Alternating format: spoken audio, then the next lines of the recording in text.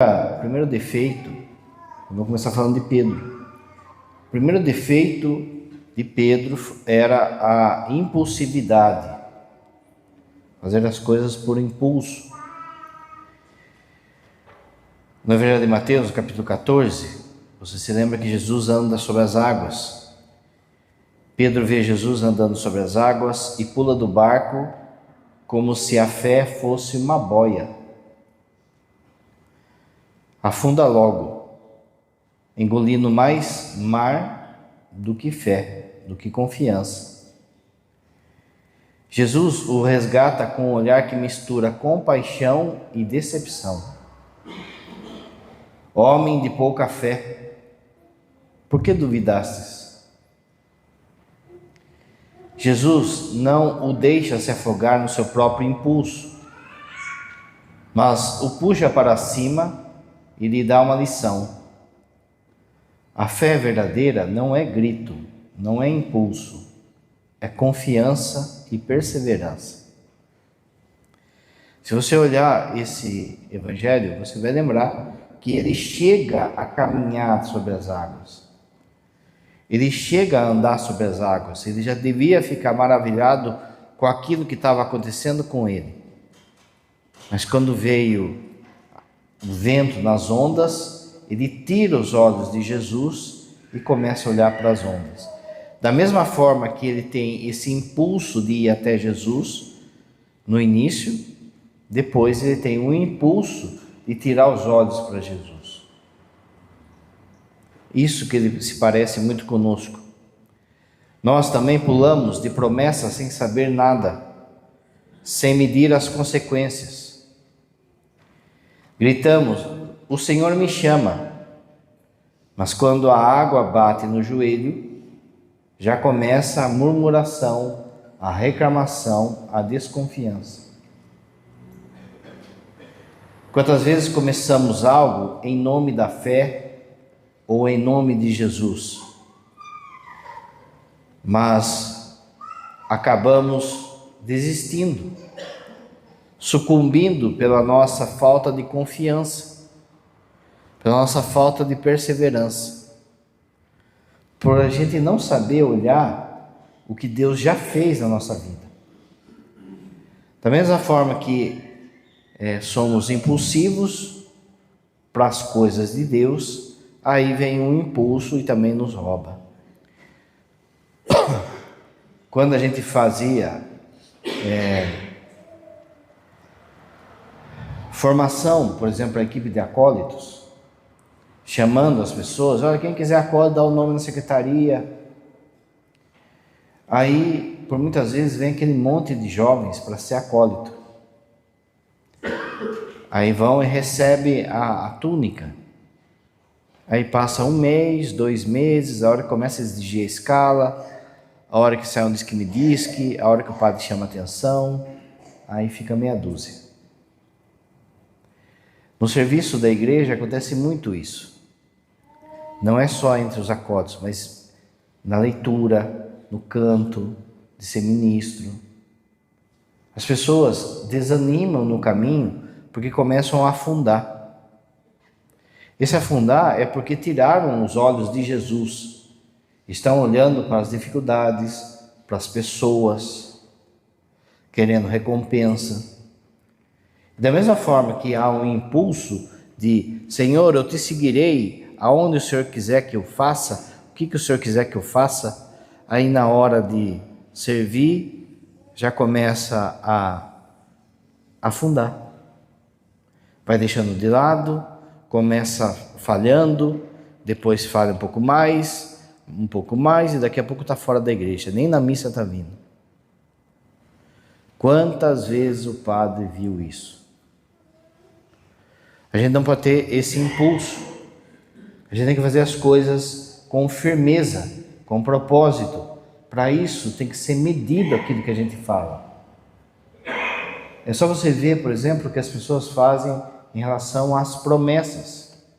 Quantas promessas feitas de modo impulsivo. Depois você tem que cumprir.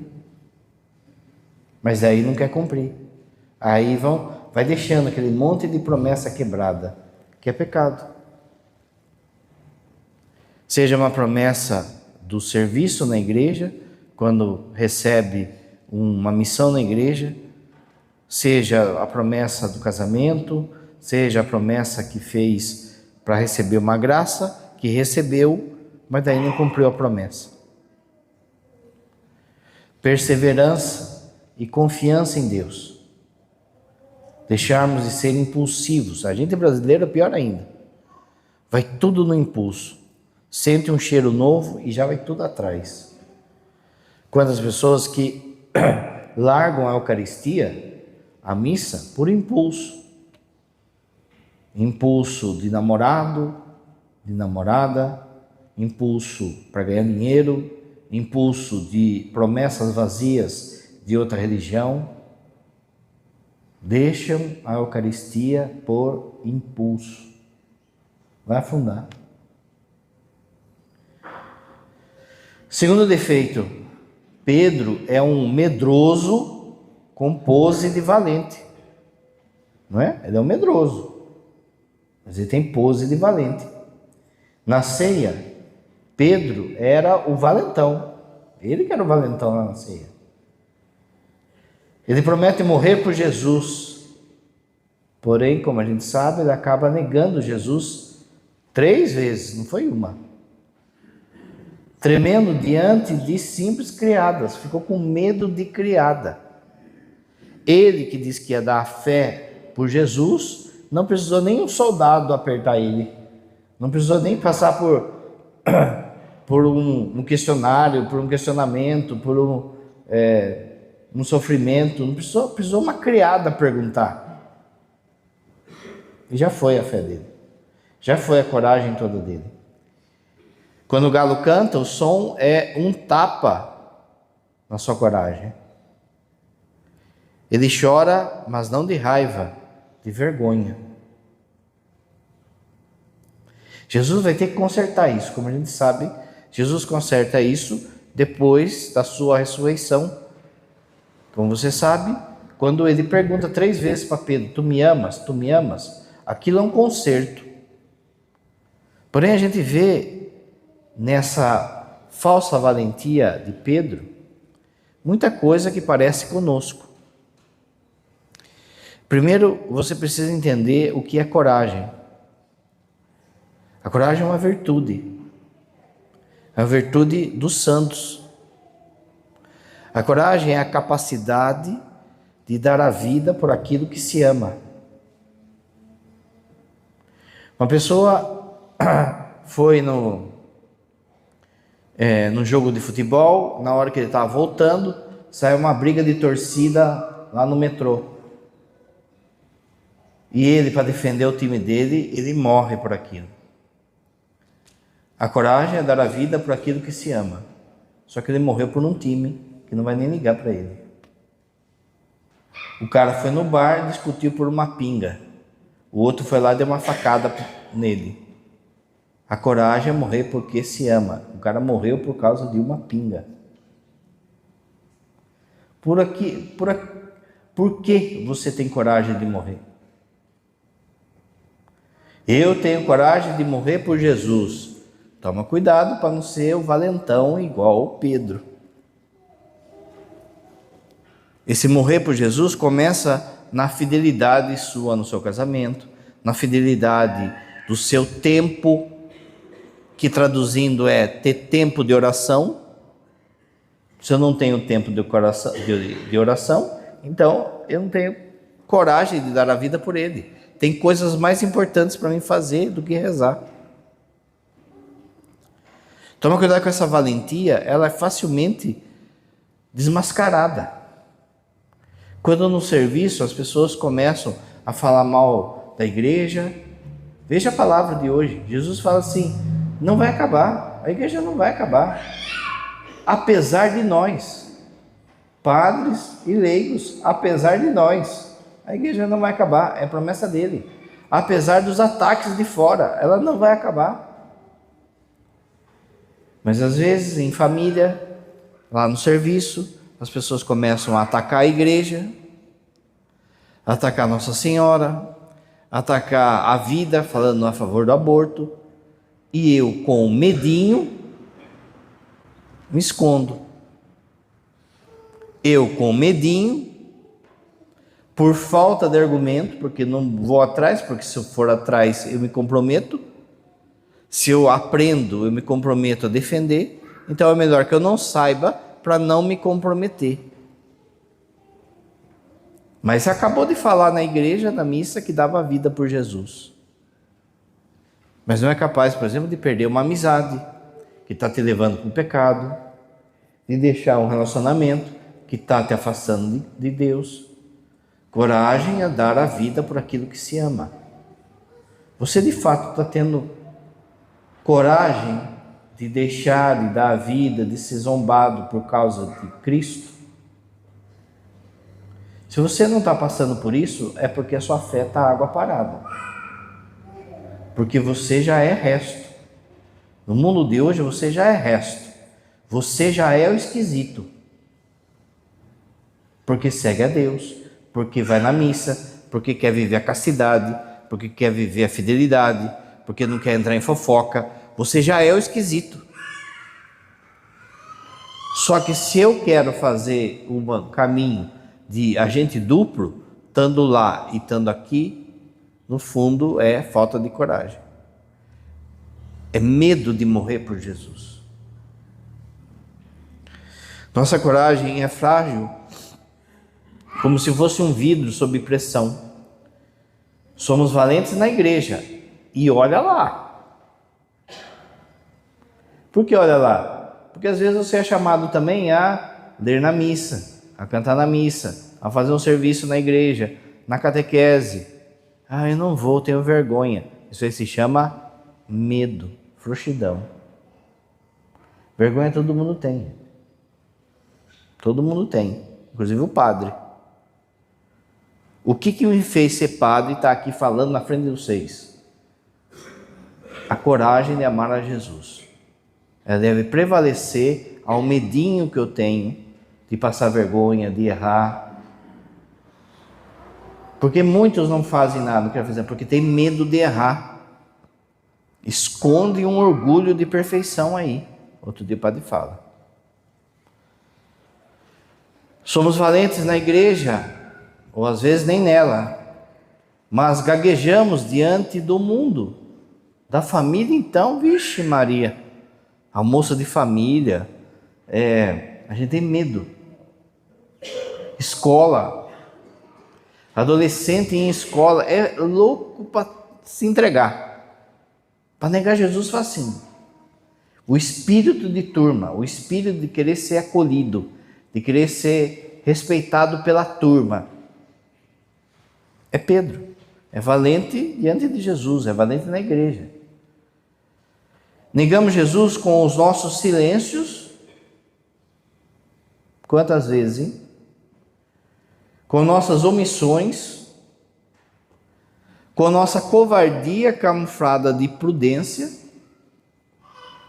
As pessoas começam a falar absurdos lá sobre Deus, sobre a igreja. O que é disfarçar covardia com prudência? São frases do tipo assim: mas o importante é ter um Deus, né? Mas o importante é ser feliz. Deus ama todo mundo, não importa a religião que você siga. Isso aí é camuflar covardia como se fosse prudência. Não, nosso Senhor deixou uma igreja só.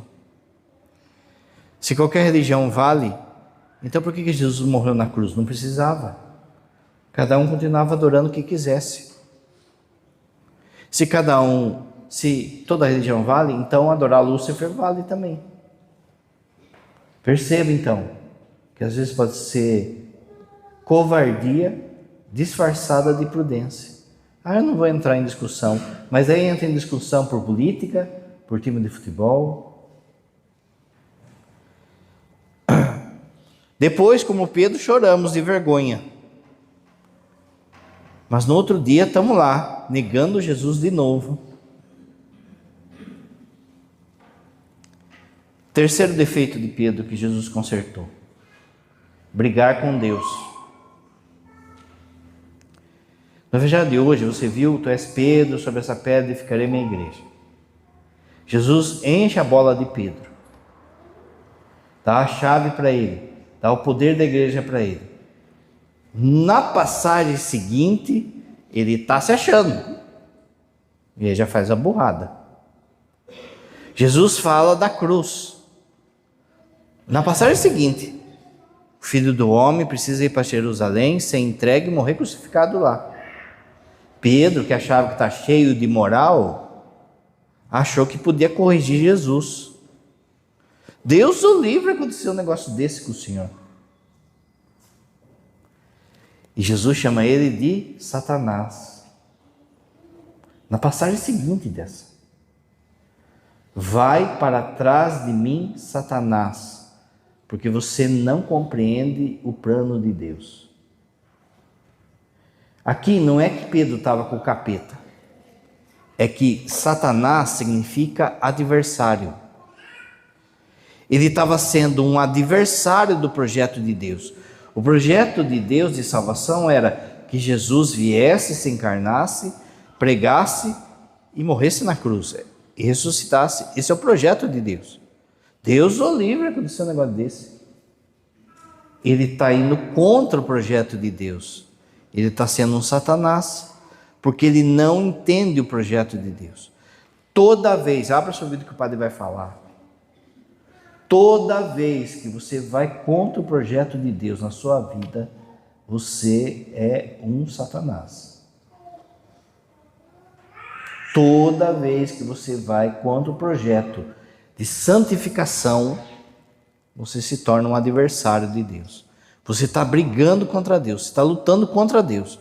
Deus quer te santificar, quer levar você para o céu, mas você escolhe a bebida, escolhe a droga, o adultério, falta da missa, ou não rezar, ou ter preguiça, e tudo isso, você está sendo um adversário.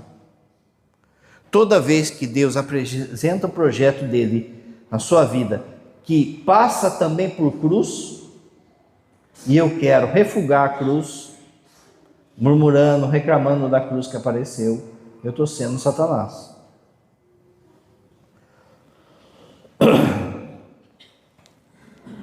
Jesus conserta Pedro. Agora você não entende o que estou fazendo, mas depois entenderá. Isso ele fala lá na ceia, a hora que lava o pé de Pedro.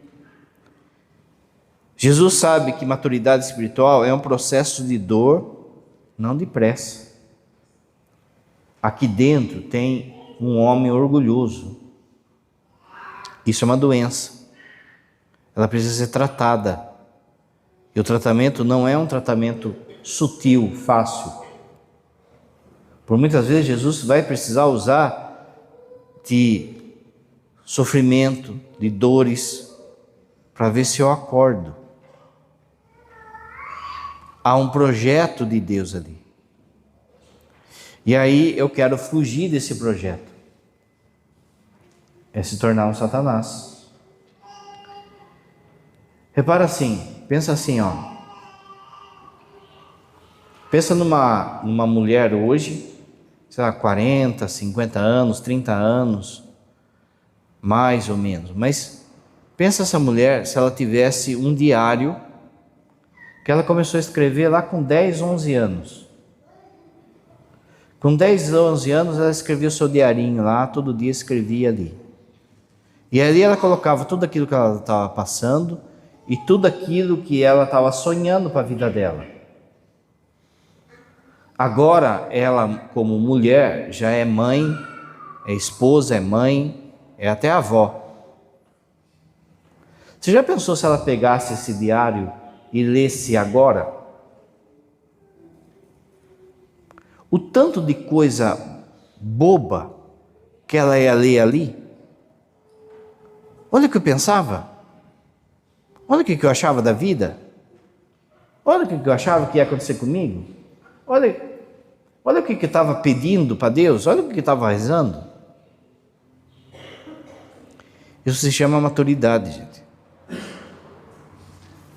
Quando a gente chegar no céu, a gente vai olhar a nossa vida assim.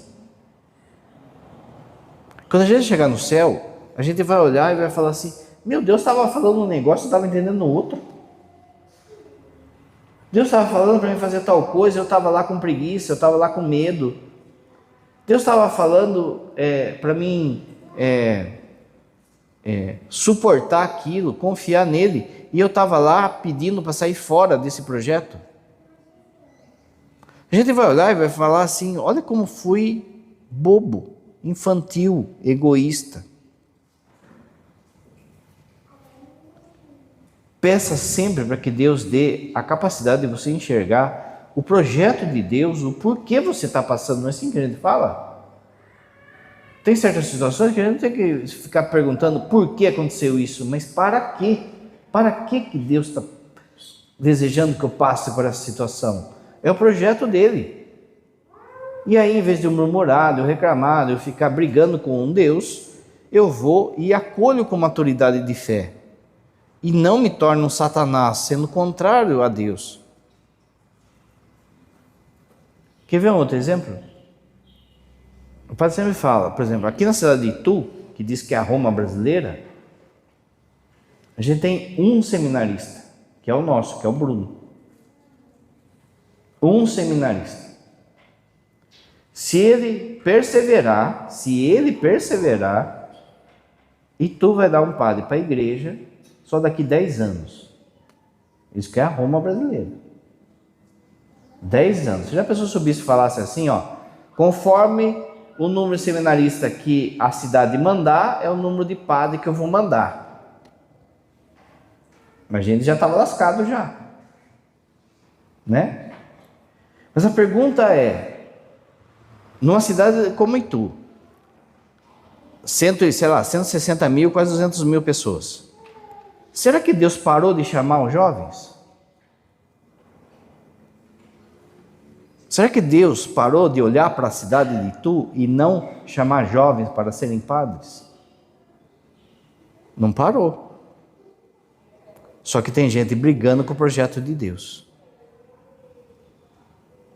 Tem gente que não tem coragem. E aí entra a liberdade de cada um. Não é capaz de acolher o projeto de Deus. Não, eu tenho um sonho, eu quero ser pai, eu quero ser um engenheiro, eu quero ser... E o projeto de Deus é outro. Lembra o negócio do diário? Aí você chega diante de Deus, olha o diário e lá no céu você já sabe. Deus queria você padre, queria você casado, mas eu quis seguir o meu projeto. Queremos um Cristo sob contrato, um Cristo que faça aquilo que a gente quer. Isso aí não é Deus, isso aí é um gênio da lâmpada. Um Deus que nos salve, presta atenção, um Deus que nos salve sem cruz, não tem. Não tem, gente, não tem. Se alguém quiser me seguir, tome sua cruz e me siga. O que é esse avanço da teologia da prosperidade, dessas igrejas que pegam prosperidade? Coach, prosperidade, pensamento, força de pensamento, esses caras aí que sobem montanha. O que é tudo isso? Tudo isso é um cristianismo que não quer cruz. E, infelizmente, até dentro da igreja, tem se pregado pouco sobre a sua cruz. A responsabilidade que você tem diante da sua cruz. As pessoas querem mágica, querem viver um cristianismo sem cruz. Não existe. Se alguém quiser me seguir, tome sua cruz e me siga. Evangelho da semana passada. Que é igual a esse, só que tem esse emendo, que o de hoje não tem. Tentamos ensinar a Deus como Ele deve agir. Já reparou? No fundo, quando a gente está reclamando, a gente está falando assim: Deus, você não sabe o que está fazendo. Você tem que fazer assim. Assim é melhor para mim. É a menina escrevendo no diário, gente. Não sabe o que pede. Não sabe o que pede. Pensa só você, 11, 12, 14 anos, pensa as pessoas que você pensava em namorar, por exemplo. Não sabe o que pede. As coisas que Deus te livrou, que você estava lá achando por causa que era um rostinho bonito, uma menina de rostinho bonito, e aí você olha para hoje e vê do que Deus te livrou, ou aquilo que Deus te deu algo muito melhor, algo que você nem sonhava, um emprego, uma vocação, um relacionamento. Mas a gente quer consertar Deus. Você tem que fazer desse jeito.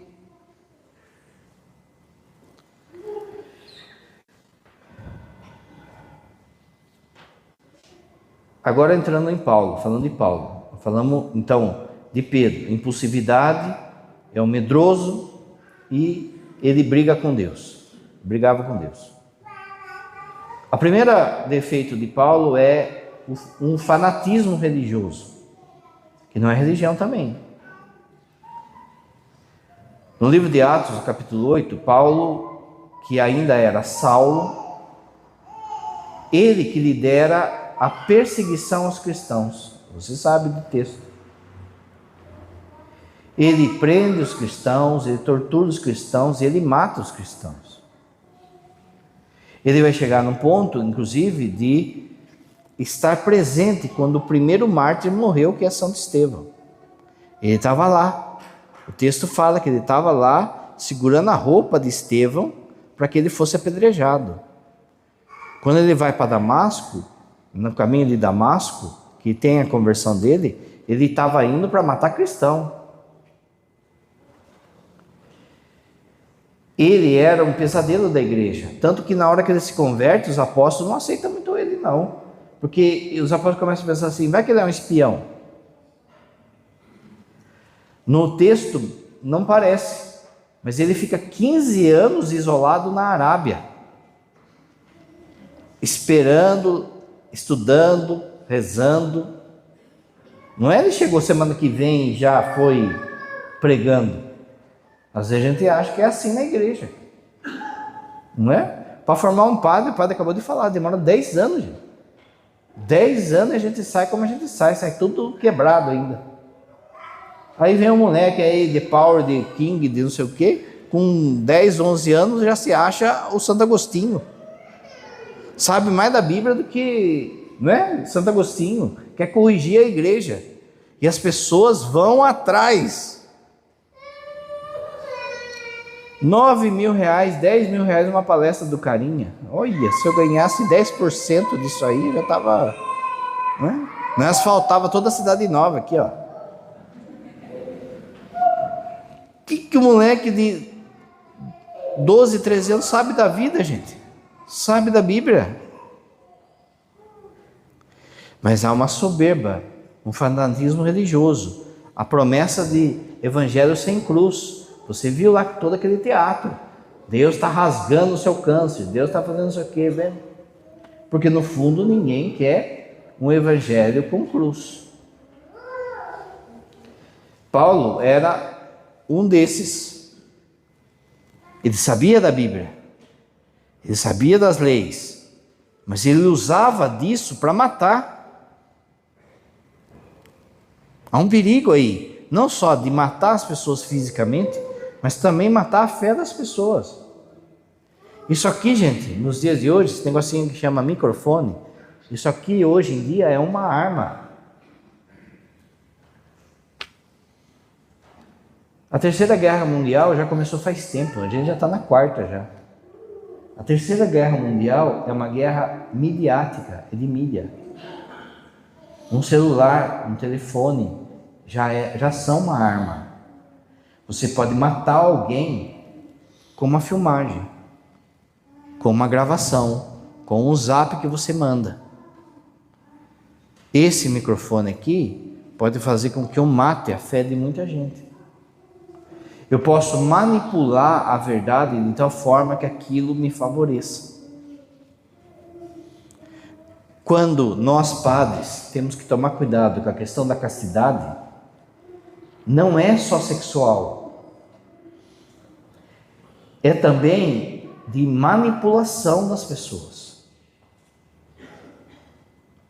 É muito fácil eu, como padre, por exemplo, deixar que as pessoas fiquem dependentes de mim. Ela vai tomar uma decisão, ela tem que falar com o padre. Ela vai fazer algo, tem que falar com... Isso é coisa de seita, gente. O cristianismo tem que dar a liberdade de você decidir aquilo que Deus espera que você faça. Não é o padre que fala, faz tal coisa. Cadê o padre para me ajudar a decidir isso? Cadê o padre para falar o que eu tenho que fazer? A castidade também, ela pode ser uma manipulação, ela pode ser quebrada numa manipulação. Por exemplo, aquilo que o padre falou. Às vezes não é genitália, não é sexual. Mas, por exemplo, vamos supor que eu perceba que tem um casal lá que tem dinheiro. Aí no atendimento eu vou lá e começo a choramingar. Ah, olha só, nossa, você viu lá o Papa lá, nossa, meu sonho um dia é ir para Roma. O meu não é. Eu não tenho essa coisa de viajar para Roma, para Jerusalém, não tenho. Mas eu manipulo de tal forma que a pessoa chega em casa e fala, vamos dar uma viagem para o padre? No fundo foi manipulado, não foi algo que brotou assim, sabe? Foi algo que o padre foi lá e plantou para tirar um benefício. Isso é pecar contra a castidade. É manipular o fiel para obter bens. Em nome, às vezes, da verdade. Eu uso da Bíblia. Na Bíblia fala que o operário é digno do seu sustento. Ou seja, existe um salário que é justo para que o padre se mantenha. Mas só que daí eu manipulo isso e começo a usar dessa frase, que é bíblica, para ter luxo, para viajar, para viver com um carrão, para isso, aquilo outro. E qualquer coisa eu falo que eu sou the power the king. Eu sou apóstolo, eu sou missionário, eu sou super apóstolo, eu sou mais do que os apóstolos.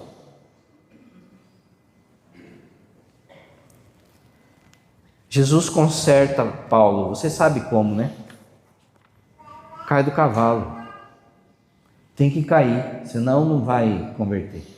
Tem que cair e ficar cego ainda. Por que dessa cegueira? Porque essa cegueira é símbolo de que precisa pensar o que fez. Se só cair, vai levantar e vai continuar o caminho. É preciso cair e saber por que caiu. Quando a gente faz um erro, você vê essa dor no seu peito, isso é a cegueira, para que você olhe para dentro de si, não olhe para as coisas externas, olhe para si e se pergunte, por que eu caí? Se eu não me pergunto, amanhã eu estou fazendo de novo. Por que eu caí? Toda vez que eu estou sozinho com um celular, com um computador, eu caio na pornografia. Toda vez que eu vou com esse amigo, eu vou lá no bar. Toda vez que eu começo com essa implicância com a minha esposa,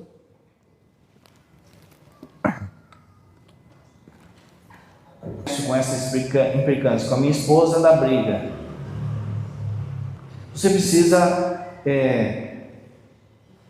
estudar suas quedas, perceber o que é recorrente nessas quedas, o que te leva a cair nisso, e aí é fugir. Mas para isso, veja, há um processo de cegueira, há um processo de ficar em silêncio e ler essa queda, que dói. Se você não lê isso, amanhã você faz de novo. Nós também confundimos zelo com violência. Na igreja tem muito. Muita gente também não justifica, hein? Vou falar de novo, não justifica.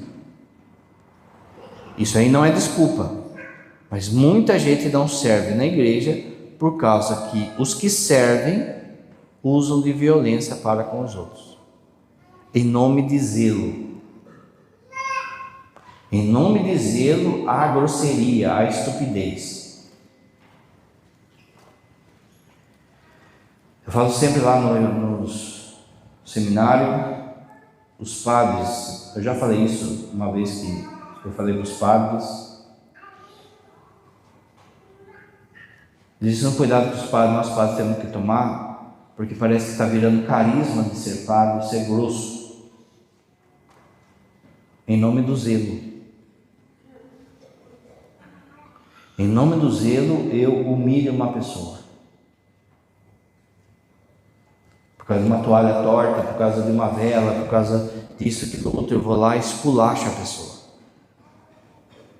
Vou repetir, não justifica, porque ninguém está aqui, a princípio, por causa de padre.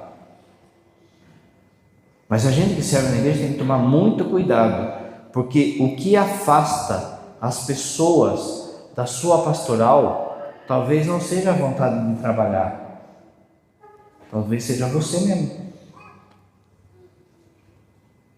Eu lembro numa paróquia que eu estava, que tem uma determinada pastoral, não vou falar paróquia, não vou falar pastoral, senão vai saber quem é a pessoa, mas que ninguém queria chegar ali, ninguém queria chegar, ninguém entrava. Era uma pastoral que precisava e tinha 2, 3 pessoas. Quando a dona da pastoral mudou de cidade, encheu a pastoral. Mas a fama era que ela era zelosa, era exigente. Não era. Era grosseria. Paulo era assim, matava em nome da verdade, porque ela achava que era verdade. O segundo defeito de Paulo, um orgulho intelectual. Na carta aos Filipenses, São Paulo ele lista todos os seus títulos. Ele é circuncidado, é fariseu, hebreu, irrepreensível segundo a lei. Ele é no mínimo o máximo, sabe? Ele é um power. Logo em seguida, ele diz que Cristo consertou, porque para ele tudo aquilo que ele achava que era riqueza é lixo perto de Cristo. Toma cuidado que você tem os seus diplomas também. Não só diplomas de escola, que pode ser um meio de orgulho. Mas todos nós temos uma parede cheia de diploma daquilo que a gente já fez na vida. E a gente quer que as pessoas saibam disso, para que elas nos valorizem. Então a gente vai mostrando lá, olha, eu sou formado em engenharia, eu sou formado em liturgia, eu sou formado em fazer arroz, eu sou formado em jogar bafo. Você tem uma parede lá, em tudo aquilo que você fez, que são seus diplomas. Até aí não é ruim. O problema é quando eu quero dar carteirada nas pessoas por causa dos diplomas que eu tenho na parede. Você sabe com quem ele está falando? Eu já sirvo aqui faz 20 anos. Meu pai é que abriu o alicerce dessa igreja. Por causa de diploma, a pessoa quer enquadrar todo mundo. Você sabe quem você é nessa firma? Você não é nada. Você sabe quem você é nesse relacionamento? Eu peguei você na rua. Eu peguei você não sei que jeito. É carteirada. Por que isso se parece conosco? Porque, primeiro, diploma não salva ninguém. Aquilo que ficou na sua história está lá. Se você bobear, na hora da morte não vai ter valido de nada. São Paulo mesmo fala assim, olha, do que adianta eu ficar falando para vocês ser perseverante, se no final da corrida eu mesmo fracassar?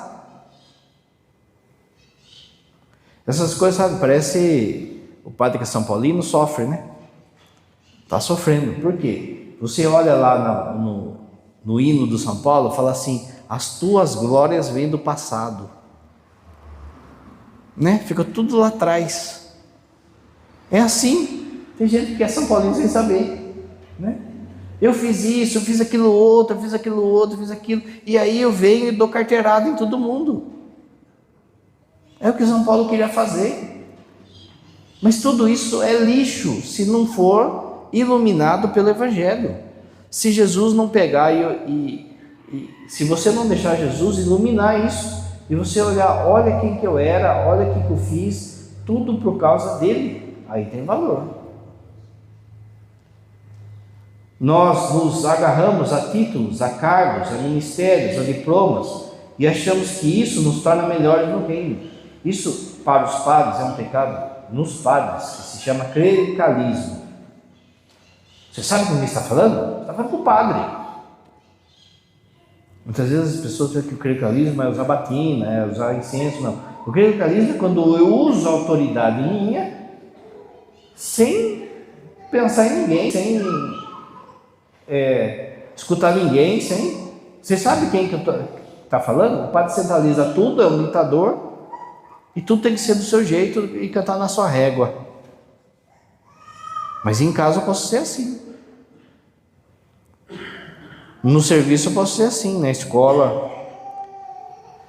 Somos Paulo quando preferimos ser admirados do que ser moldados por Jesus. Fico contando os feitos do passado.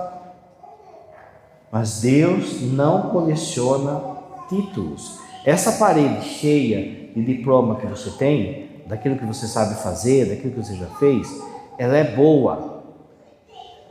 Mas ela tem que estar em função de Jesus. Senão não vai valer nada. Penúltimo defeito. Temperamento agressivo. Paulo era rasgão, gente. Olha a história. Quando Paulo se converte, aí tem esse período que o padre falou, que ele fica isolado, que ele fica meditando, ele vai se aproximando aos poucos. Quando ele se aproxima dos apóstolos, os apóstolos Pedro, Tiago, estão enviando missionários para pregar o evangelho.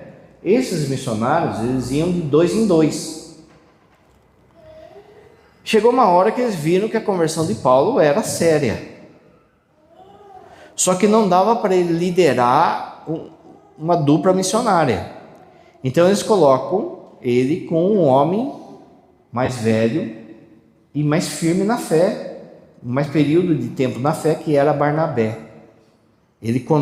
Paulo começa como companheiro de viagem de Barnabé. Depois ele vai se tornar quem foi. Barnabé, como o padre falou, ele já era meio idoso. Então, eles chegam lá e falam assim: olha, tem alguém, algum jovem, algum moleque aí que podia acompanhar a gente para aprender e para ajudar? Vai lá comprar pão, vai lá dormir, vai lá ver. O cara, como ele é jovem, ele vai na frente e resolve as coisas. E colocaram então Marcos, São Marcos, que é o que escreveu o Evangelho. Só que ele era jovem ainda, ele não estava pronto, era molecão. Então, quando eles saem em viagem, Barnabé vai dando as missões para Marcos. Marcos, vai lá, compra lá o iFood nosso hoje, a pizza nossa. Vai lá, paga lá o hotel. Vai lá, não sei o quê, vai. Só que como ele era moleque, ele era muito ocioso, né? Oscilava muito. Então, cadê Marcos? Está dormindo. Mas não acordou ainda? Não acordou. Aí Paulo já rasgava, né? Como assim? O Evangelho, ele tem pressa, Jesus tem pressa, vai lá. Aí foi uma vez, foi 2 vezes, foi 3 vezes, na 4ª vez Paulo falou: não aguento mais, pode mandar esse cara embora. Ele não aguentou Marcos. Ele estava nesse pecado aqui que o padre falou, que é o da radicalidade, do zelo, como se fosse verdade, busca da verdade. Então ele manda Marcos de volta. Pedro acolhe Marcos. Marcos se torna companheiro de Pedro. Isso vai fazer com que surja o Evangelho de Marcos. O Evangelho de Marcos, no fundo, é o Evangelho de Pedro. Pedro ia pregar, Pedro não falava grego, o grego é como se fosse o inglês da época. Ele falava na língua dele, no aramaico, no hebraico, e Marcos, que era jovem, mas era estudado, traduzia aquilo para o grego. Quando ele viu que prenderam, estava para prender Pedro, ou prenderam Pedro, ele foi lá e colocou tudo aquilo que Pedro falava, que contava, sobre Jesus, ele colocou no papel. E daí surgiu o Evangelho de Marcos, que é o primeiro evangelho escrito. Mas para isso foi um caminho longo. Por quê? Porque ele era um molecão, não levava as coisas a sério, e depois ele virou quem que ele virou. Só que Paulo também mudou. No fim da vida, inclusive na carta de Timóteo, que foi lida hoje, um texto, ele fala assim, Paulo já velho, ele fala assim: tragam Marcos com vocês, porque ele me é útil para o ministério. Ele muda.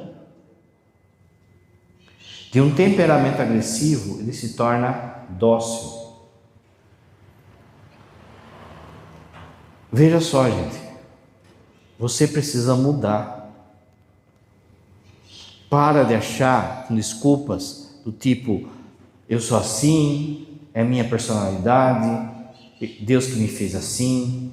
Vou repetir, você precisa mudar, senão não entra no reino.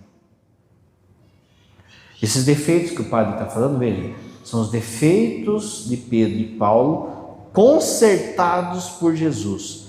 Você precisa ser consertado. Se você morrer com essa brutalidade, com essa ignorância, com essa preguiça, com essa grosseria, não vai entrar no céu. Você precisa mudar. Se vem um, fala, viu, pega leve. Vem outro, fala, pega leve. Vem outro, fala, pega leve. Gente, não é personalidade, é Deus falando, mude. O padre fala sempre a historinha, né? Quando o padre serviu o quartel, que tinha um soldado lá que não acertava o passo. Na hora de marchar, ele não acertava o passo. Aí no dia que tinha o general lá, todo mundo lá, em ordem unida, aquela coisa lá, todo mundo pensou assim, meu, esse cara vai errar o passo, né? Não vai passar vergonha na frente do general aqui.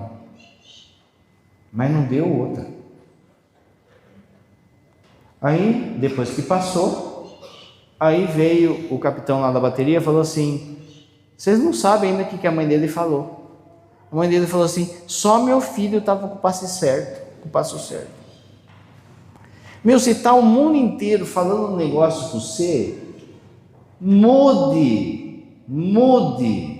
Não é personalidade isso. Todo mundo está falando que você é estúpido, que você é grosso, que você é inoportuno, que você... mude, pelo bem da sua alma. Fica aquele espírito de Gabriela, sabe? Eu nasci assim, vou morrer assim. Quem pensa dessa forma, vai para o inferno assim. Você precisa ser mudado. Veja só, quer ver um outro exemplo? Jesus passa na Samaria. Samaria era um tipo de judaísmo misturado, com mistura de religião. Então, os judeus e os samaritanos não se davam. Jesus passa com os discípulos, os samaritanos não aceitam, mandam ele embora. João e Tiago ficam bravos e falam assim, Senhor, o Senhor quer que a gente reze para que caia fogo do céu e queime toda essa cambada aqui? Jesus fala, o que vocês estão falando? Só que o que vai acontecer com João? O mesmo João que pediu para a turma ser queimado, depois vai escrever uma carta que vai falar, Deus é amor. Quem fala que ama a Deus, que não vê e não ama o seu irmão, que vê é mentiroso. Ele mudou. Mude.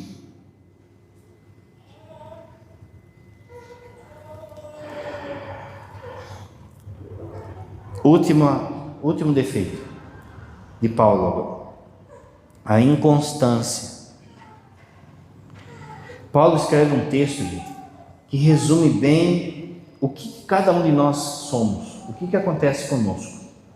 Olha que texto esse. Ele fala assim, o bem que eu quero fazer, eu não faço. O mal que eu não quero fazer, eu faço. Não é assim? Paulo, em uma frase, leu o nosso coração. Dentro do seu coração tem uma luta aí, ó. É tão fácil fazer a coisa errada e fazer a coisa certa é tão difícil. Fica essa luta dentro do seu coração. Se eu me deixo levar pela inconstância, é lógico que eu vou pelos impulsos de novo. E aí vai prevalecer aquilo que está errado. No fundo, essa frase é um grito interno. Um apóstolo que sabe o que é certo, mas que tropeça na própria sombra. Se Paulo percebe isso no seu coração, imagine nós.